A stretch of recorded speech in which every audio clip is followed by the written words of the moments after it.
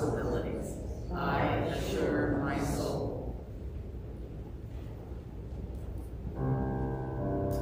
I get to sing, right? Yeah. This is. So I remember who I am. Okay, here we go. We're going to sing I Remember Who I Am. 2, 3. I remember who I am. I remember who you are and who we are. His pure spirit. Help me out, fire. I remember who I am. I remember who you are and who we are. His pure spirit. We are light, we are light, we are love. We are joy, we are peace, we are wisdom. And beautiful harmony. We are your spirit. I remember who I am. I remember who you are and who we are. His pure spirit. Who we are. His pure spirit. Who we are. His pure spirit.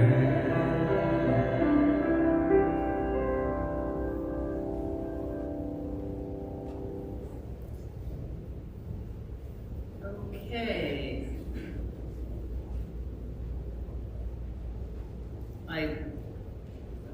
I'd love if those of you that are able to please stand and join me in reading our community affirmation. It is printed on the inside of your program on the left.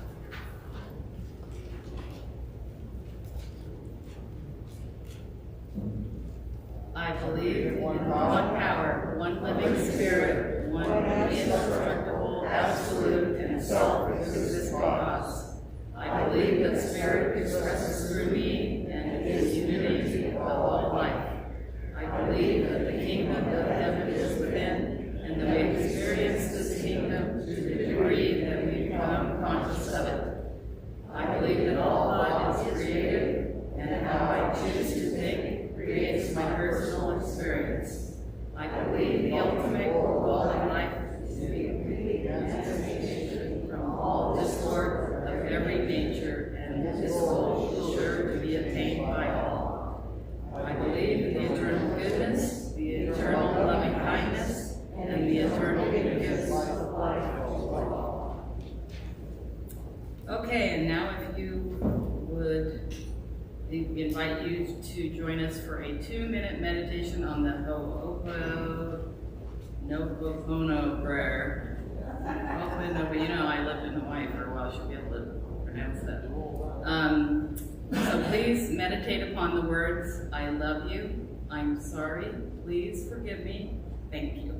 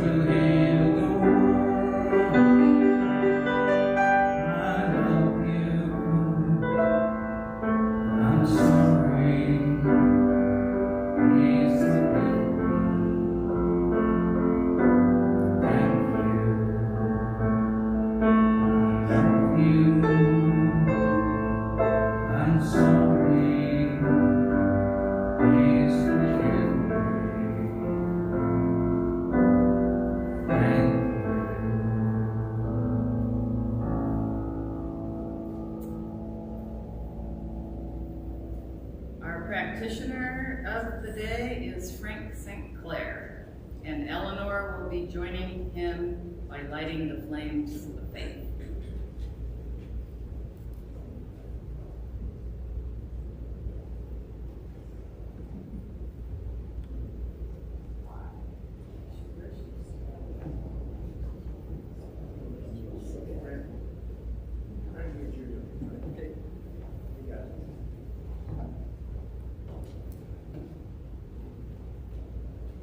Good morning, ladies and gentlemen. Welcome to the High Desert Center for Spiritual Living. You look at your insert here, it's a green one this time. On the back page, the weekly affirmations. I'll go ahead and say the one for the day, the 11th, and then if you'll join me for a two-part responsive reading. I stand up honoring and celebrating my spiritual center. If you will join me, please. I stand up, honoring and celebrating my spiritual center. Again, please.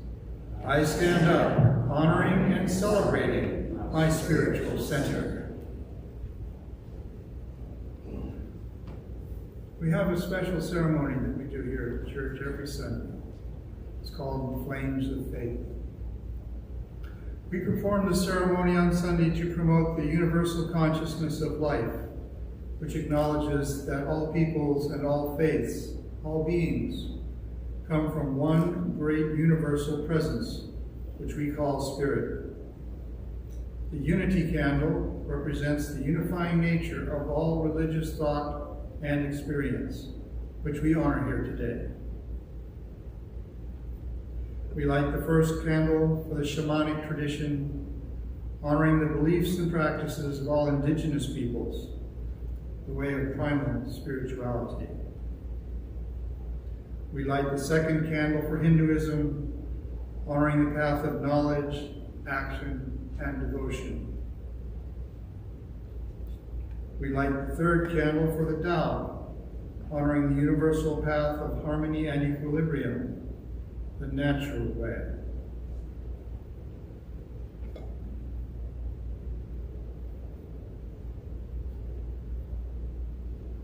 We light the fourth candle for Judaism, honoring the ethical path of living by sacred law.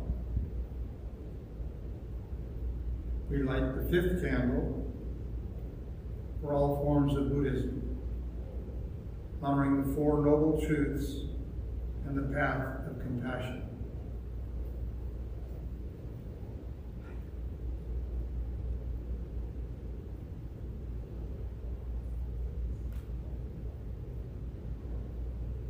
The air conditioning is causing a problem up here, sorry. We light the sixth candle for all forms of Christianity, honoring the Christ consciousness as the path of love. We light the seventh candle for all forms of Islam, honoring the path of compliance with the will of God as the highest calling. We light the eighth candle for the universalistic religion of Baha'i, honoring the path of unity and peace.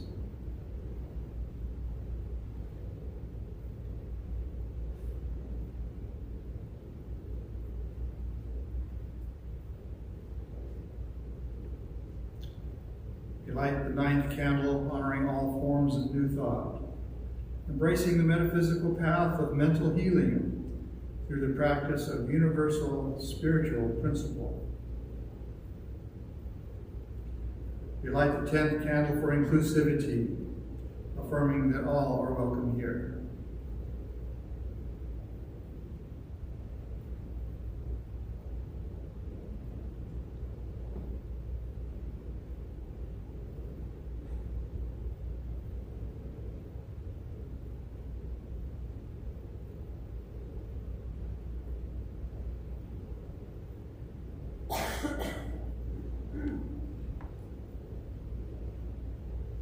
And as we light the last candle, the healing candle, please put silently into the light names of loved ones, knowing that they have the experience of Spirit's eternal love.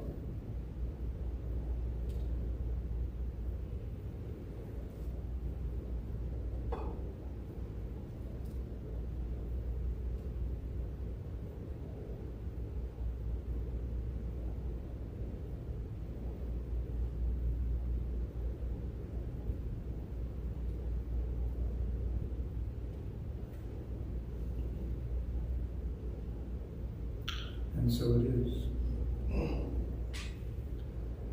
If you will join me in prayer, please. On this very special day, we turn our eyes inward to recognize our own spiritual source and that magnificence that it represents. We are each a divine idea in the mind of God. We are each a channel.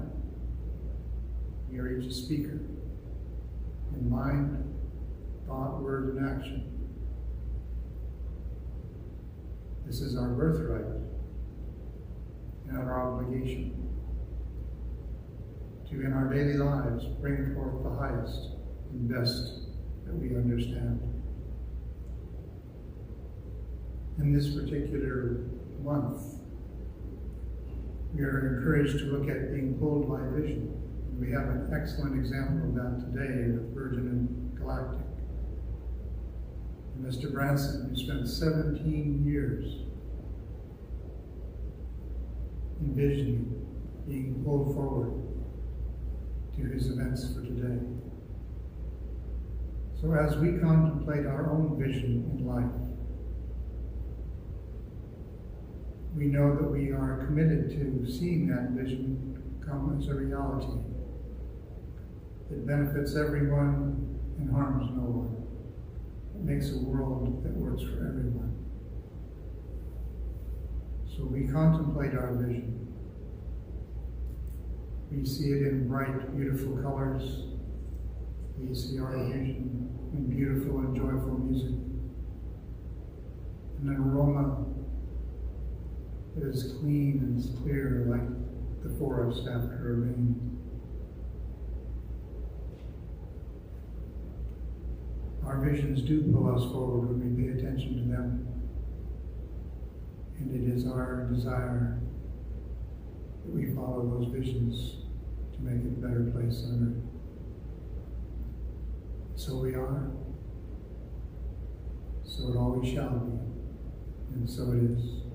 Amen.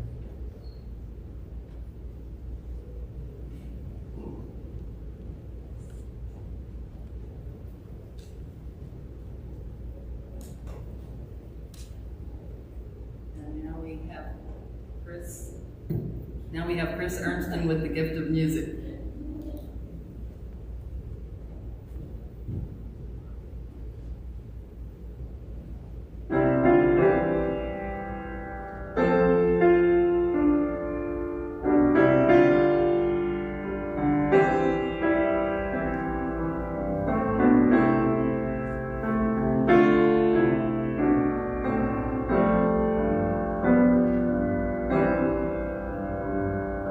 Just believe, just allow, love is here, all around, never fear, all is for your highest good. You might be feeling low in your heart, let it go. You should know all is for your highest good. Try to feel gratitude, positive attitude. You're alive. All is for your highest good. Yes, it's true, you're divine. Open up, let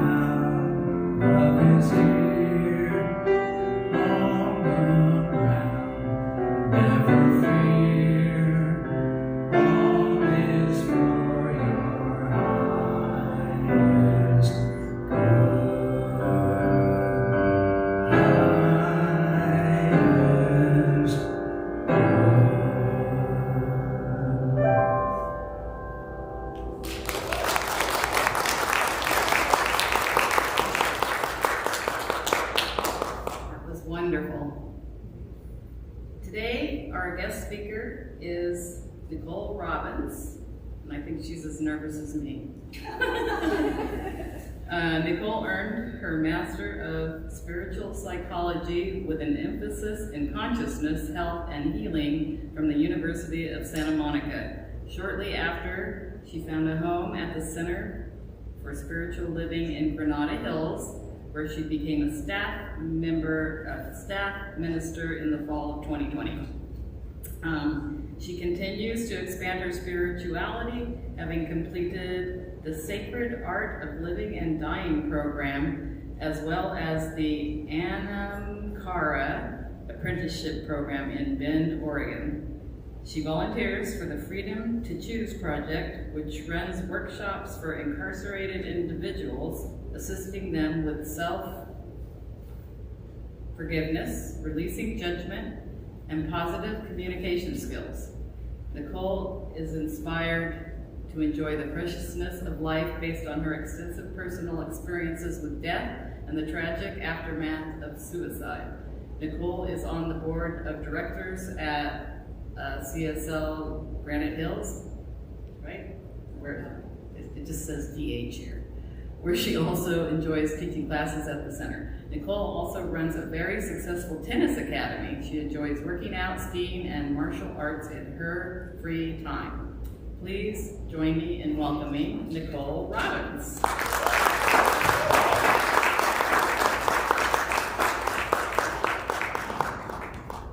Good morning, everyone. Good morning. Yes, I'm a little nervous as I haven't spoken in front of a real crowd in almost 2 years. And so here I am. Thank you for inviting me to your beautiful, beautiful center. So today, July 11th, is 7-Eleven Day. And my inner child always gets really excited thinking about a free Slurpee. And I noticed when I was driving up here, there's a 7-Eleven over on Apple Valley Road and this main street here. But I have some insider information for you. They're doing it every day in July. So you just have to sign up for their loyalty program and you can get a free Slurpee every day in July. How wonderful is that? Oh, I guess if I hold the mic closer, you can actually hear me. So today our topic is following the CSL Global Vision, and it is your commitment greater than your resistance? So I looked up resistance in Google, because no one uses a dictionary anymore, and it says the ability to not be affected by a situation, such as, especially adversely. And I'm like, what is a situation? There's so many things. There is fear of speaking in public, there is limiting beliefs, there is being vulnerable, there is someone told me something and I actually, like a doctor said something to me. Is there anything, what else is there? What else can affect our thinking to our commitment to our goal?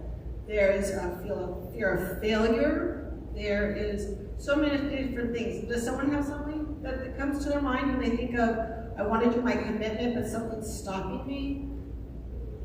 Anything? What's that? Myself, my thought patterns, my Fear of success. fear of success. Yes, that's a huge one. What if I'm successful and then what happens?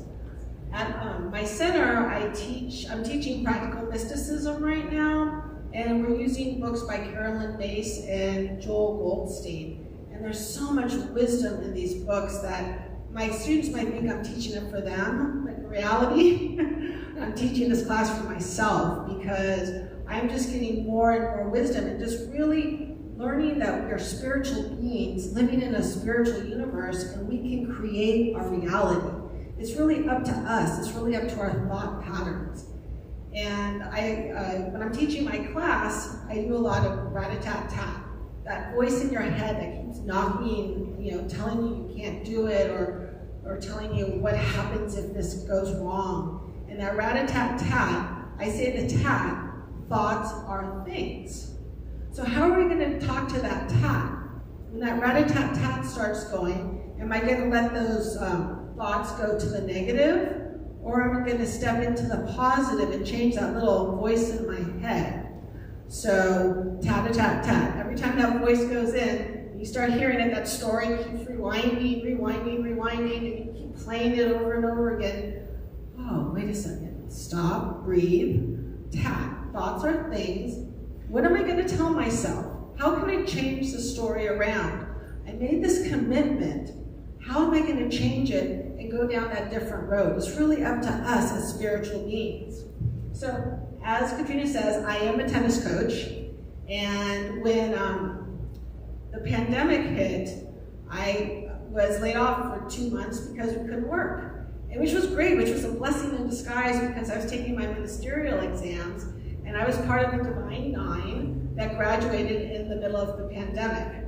So we didn't get a big celebration. We just kind of graduated and then life went on. And we didn't have church services. We just had a Zoom church. We had our YouTube church services and I taught some classes. But after going from every weekend at the church to not being there, it kind of like felt like, wow, I did all this time to become a minister, and yet I haven't done anything in the last 17 months.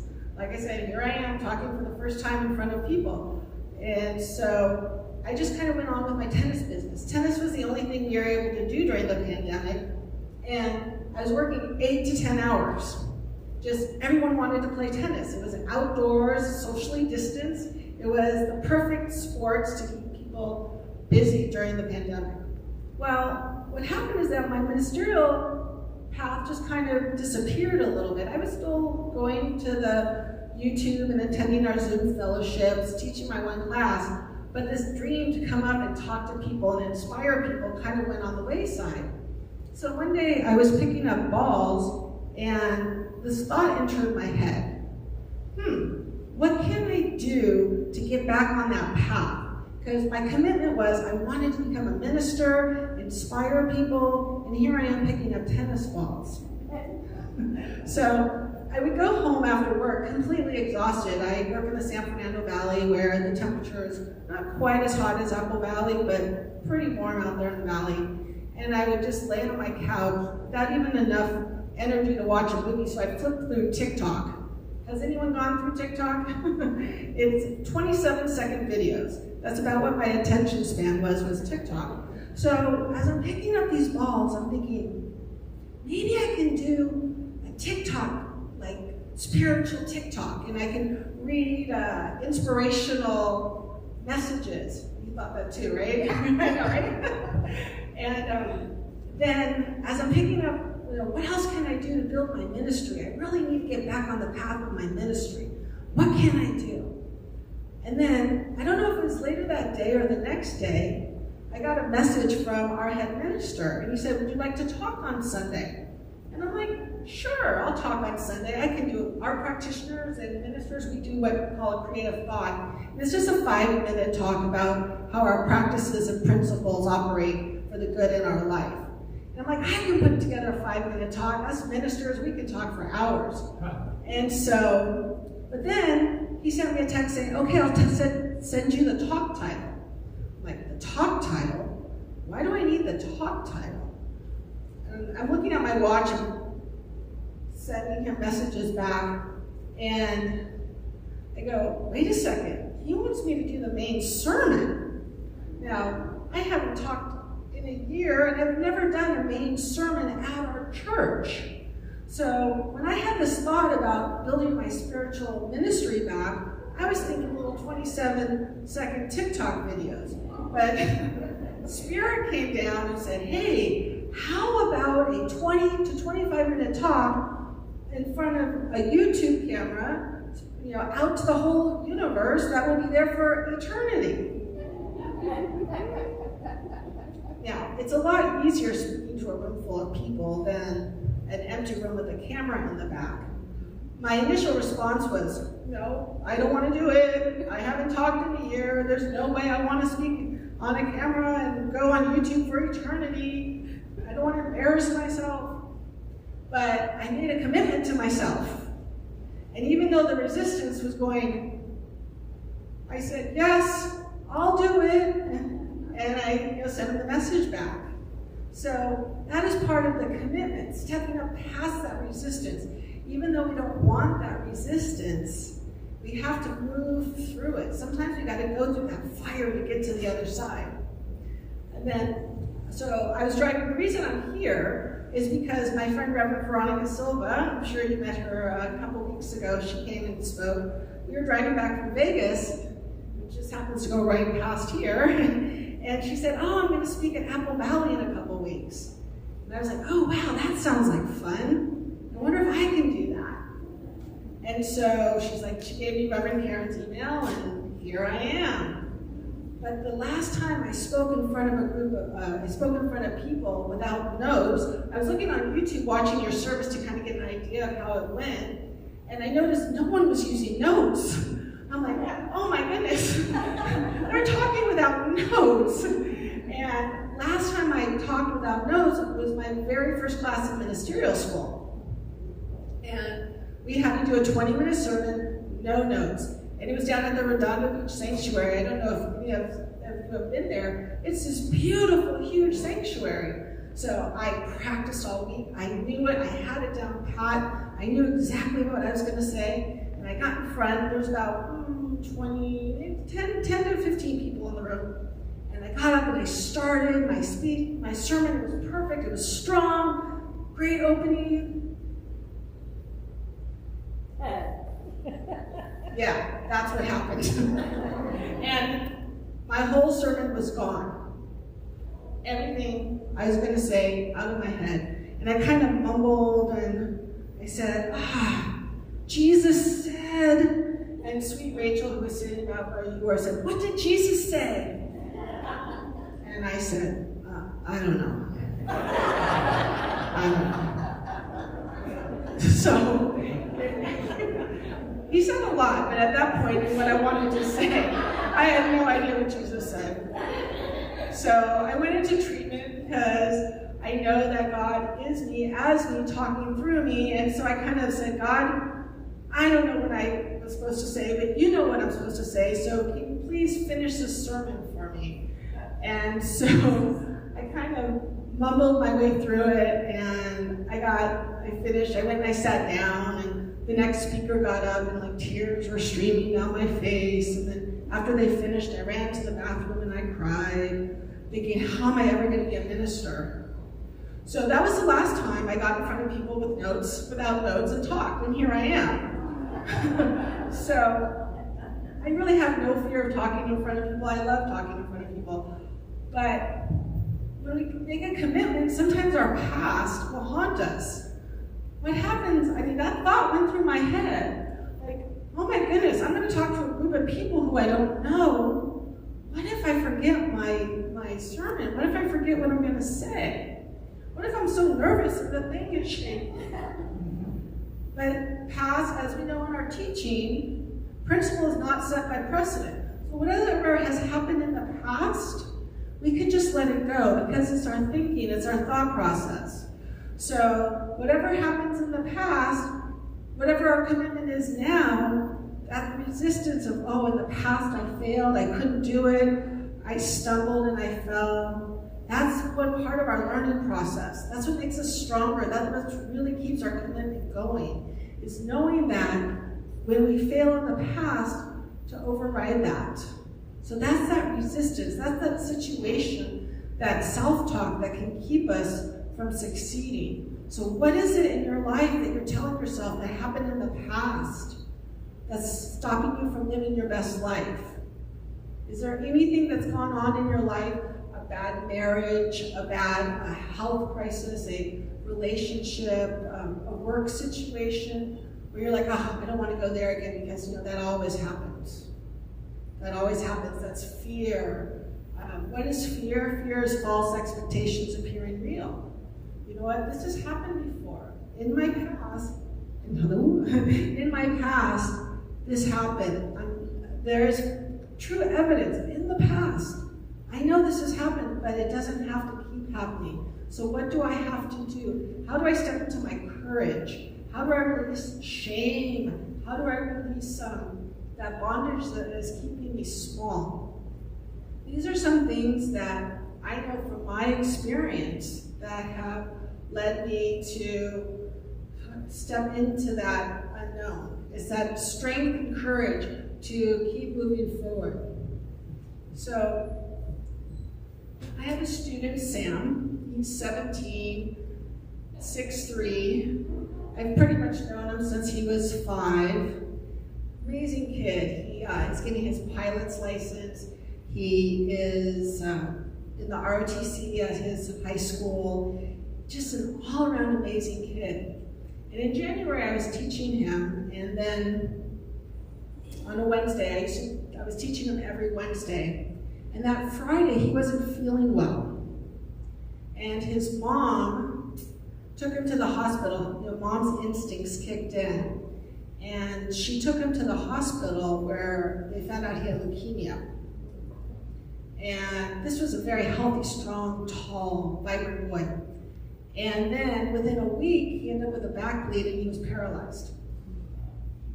So he went from Wednesday playing tennis to the following Wednesday paralyzed, with the doctor saying he'll probably never walk again. Doctors, well-educated doctors, are telling the family, your child will probably never walk again. Well, I can't even imagine what the family was going through because I was in pure shock. But I know our practices and our principles, that we live in a spiritual universe and we can change our universe, and that our commitment is strong. If we let go of resistance and keep our focus, that we can get through anything. And they're a very faithful family, and they went to temple, and they started prayer circles at their temple, and all of us started praying too. And so, you know, things got better and better, and I had lunch with Sam last week, and we walked to his car together. So this was 7 months, and it just shows you that sometimes someone who has more authority than us, someone who knows better than us, someone who's much better educated than us, they might tell us something that we can't do. But we can know that we are spiritual beings and we can change our universe. That's what Walter Starkey says, and it's all God. The plants, the flowers, the fertilizer, it's all God. It's really up to us to change our universe. And so if someone who's a higher authority tells us that we can't do something, but it's our soul's desire, our soul is calling us, and I know this is what I'm supposed to do, that is what, we just have to listen to ourselves. So as Jesus said, greater things than these shall you do. So if Jesus is able to heal a blind man, raise the dead, surely Sam can walk again. So these and greater things shall ye do. So we know that we have the power and the spirit within us to rise above whatever challenges come to us. Letting that resistance go and stepping into our commitment and being committed to what our goals and dreams are. So I have a great, couple great quotes here. We're reading Entering the Castle by Carolyn Mace for my class. I think I yellow the whole book, underline the whole book, because there's so many great things. Your mind demands a logical reason for surrender and also wants a guarantee that such an act of spiritual alchemy will not lead you to ruin. Reverend Nikki, I'm a really good person. Why did this happen to me? Sam is a really great guy. Why did that happen to him? The family's wonderful. They go to temple. They're a very faithful family. Both of the parents are, hardworking, loving parents. Why would this happen to their child? So when I was having lunch with Sam, I was asking him, why do you think this happened? What lessons did you learn? What are the lessons that you've learned from this? And Sam, in his wisdom, because children who go through such challenges in life really gain a deep inner wisdom. And he said, you know what, Nikki, I used to judge a lot of people. And now I realize that everyone's going through stuff and it's not for me to judge them. And then I also said to him, well, maybe this wasn't for you. Maybe this was for your parents. Maybe you're here to inspire other kids. Maybe you're just a vehicle through which God is inspiring the world. So I can share this story with you. So maybe you might know someone who is suffering or who has a health challenge, or maybe you have a health challenge. It's knowing that there is a possibility at the end of the road and not to close that door. It's to keep that door open. It's to surrender. It's to allow grace into your life. I love the word grace. It's one of my favorite words in the whole world. Just to live in grace. See how that resonates. Doesn't that just fall when you think, I'm living in grace? It's just this, it just kind of relaxes my shoulders when I think of that word.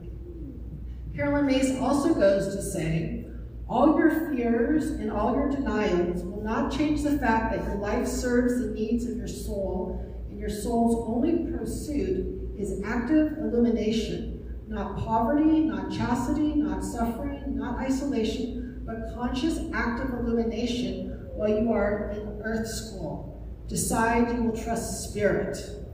So here we are at earth school, and we're learning a lot of great lessons. I had a great lesson this week. So I pride myself on keeping all these dishes in the air. I keep them going. I run a great tennis academy. I have my spiritual practice. And I'm also a head coach at a local high school. And while I was working 8 to 10 hours in my private tennis business, I was also coaching 2 high school teams simultaneously. And I did a great job. I did really well. I had this wonderful assistant. He helped me out. We did it well. We made sure no kid was left behind. And it was an amazing season. It was absolutely wonderful. The fact that these kids actually got to play during COVID is just amazing. Our teams, we did okay, but I just really felt it was a great season. I loved it. It was so wonderful. The kids were awesome. And so I went to my final, we always do an exit interview at the end of the season for the AD to comment and tell us what he wants for the next season. So I went into this exit meeting excited for him to say what a great job we did and how wonderful it was and how excited he was for the next season. And he says to me, well, we've decided we're going to move in a different direction and we're letting you go.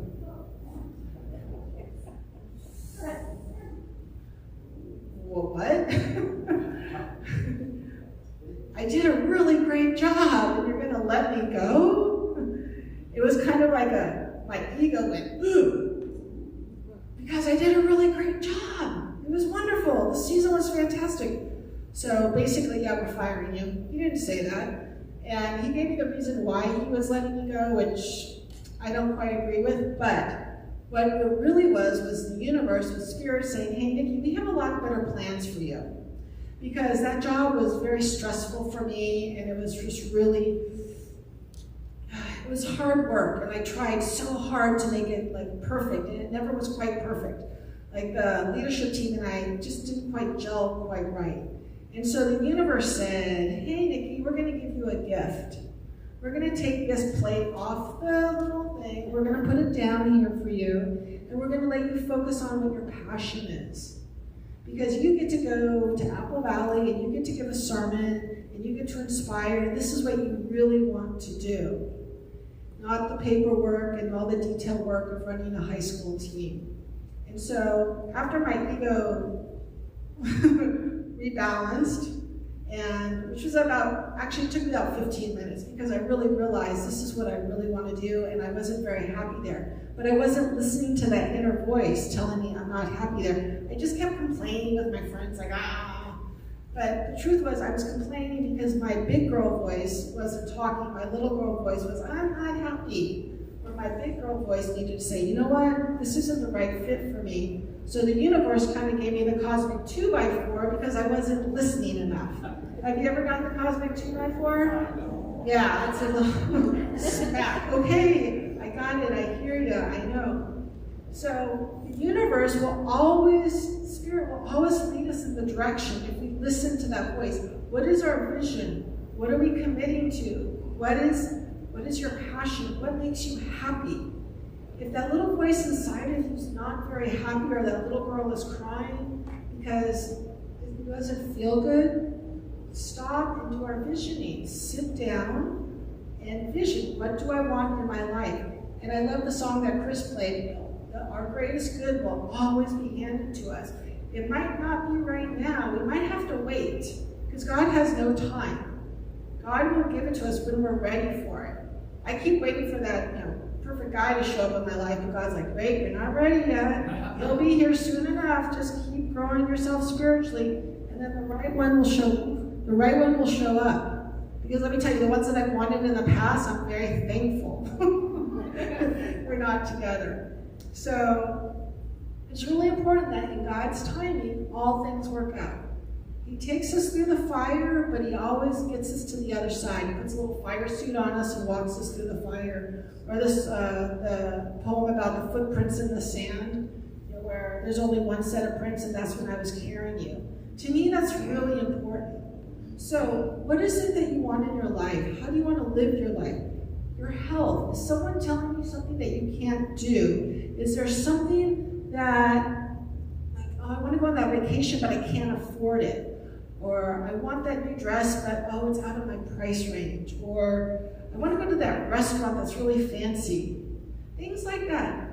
Live our best life. It's our time now to keep our commitments, let that resistance go, and moving forward into it. I have another little thing from Carolyn Mace. It's Carolyn Mace Day, in case you didn't know. I love you, Ernest Holmes, but we'll just go with Carolyn Mace today. In surrendering to God, you enter a state of consciousness in which you engage fully in your life. You are fearless, full of faith, and possessed by an active, mystical purpose. You live in the present moment. You follow guidance, releasing your expectations of what the outcome would be. We don't have to know the outcome. We just have to follow our passion. I ask for the courage to step out of my own way, to not interfere with your plans so that your grace and love can pour through my actions, words, and deeds this day. Let me see each person as a vital and blessed part of my life. Let each action and thought I have today serve all. So may you go out in your life full of grace, living your full commitments, dropping the resistance, letting your inner child's dreams and passions come up, and go grab a Slurpee. Well, that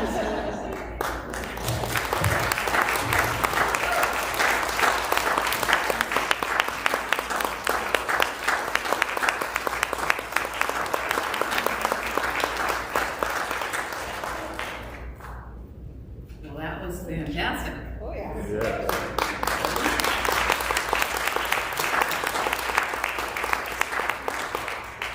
I have a few changes I want to make, so I'm inspired. Okay, I have no idea where I am. Let's see. Okay. It's now time for our giving, and I have to find it on the paper what I'm supposed to say. I'm lost.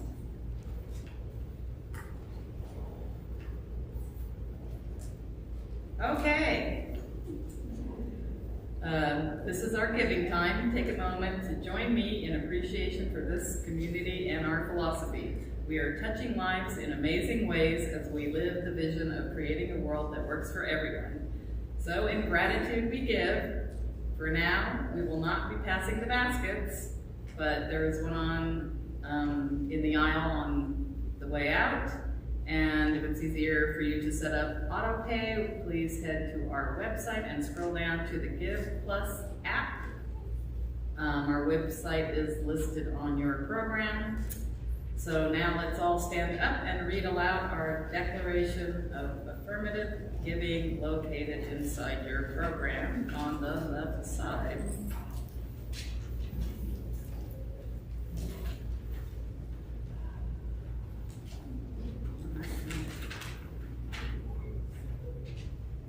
All right, here we go. Divine love. I know I don't have my glasses on either. Divine. This is really small writing. Divine love consecrates my gift. It's. I kind of know it by heart.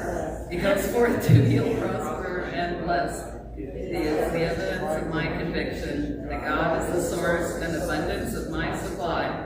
I joyously contribute to the vision of the spiritual center, knowing that it returns to me multiply abundantly. Thank you, Chris, for saving me. And now, join in as we sing God is my source. God is my source. God is my power. God gives me everything I need. So I give thanks for all my blessings. God gives me everything I need. God is my source.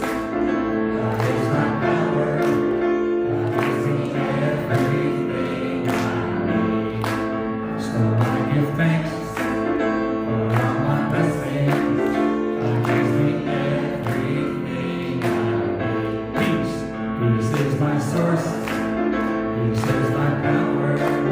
Peace gives me everything I need.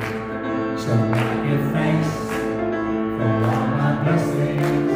Peace gives me everything I need. Joy. Joy is my source. Joy is my power. Joy gives me everything I need. So I give thanks for all my blessings. Joy gives me everything I need. Back to God. God is my source. God is my power. God gives me everything I need. So I give thanks for all my blessings. God gives me everything I need. Repeat. God gives me everything I need. One more. God gives me everything I need.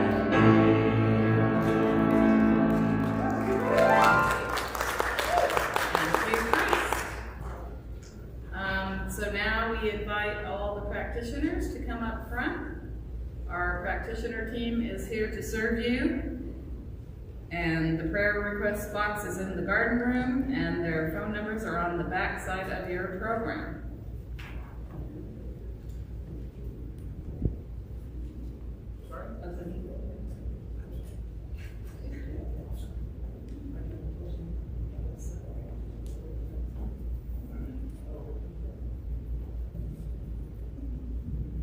Oh boy. It says we're all supposed to stand and I'm supposed to lead the singing. Wrong paragraph, never mind. Had to go in there for a minute.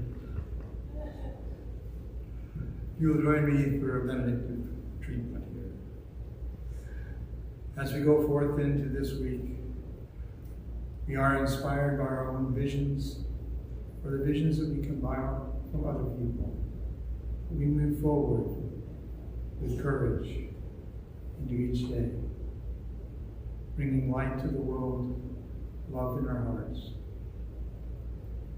strong and kind words of healing and comfort, mindful that spiritual leadership is the most powerful thing that we have. So as we close, thank you, Spirit, for being part of our life in a conscious, out-picturing way. And we are grateful for Science of Mind as a teaching that brings this to our conscious and educated attention. So it is. Jack? Okay, we have a tradition here of forming the circle around. If you wish to do that, we can do that today. There's been some controversy because of the holding of hands. So if you wish to stand and sing our exit song to each other face to face, form a circle around the outside, bring your hands together before you, and that way we accommodate some of the COVID here. Okay. So if you'd like to stand up and form your circle here.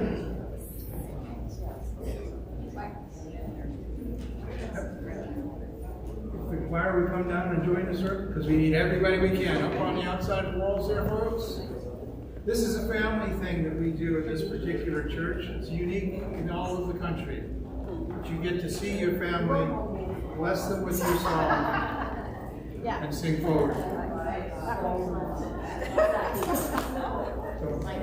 If you don't want to hold hands, that's fine. In front of you, prayer-wise, and reaching out. And I'm going to let Chris lead the singing. Please.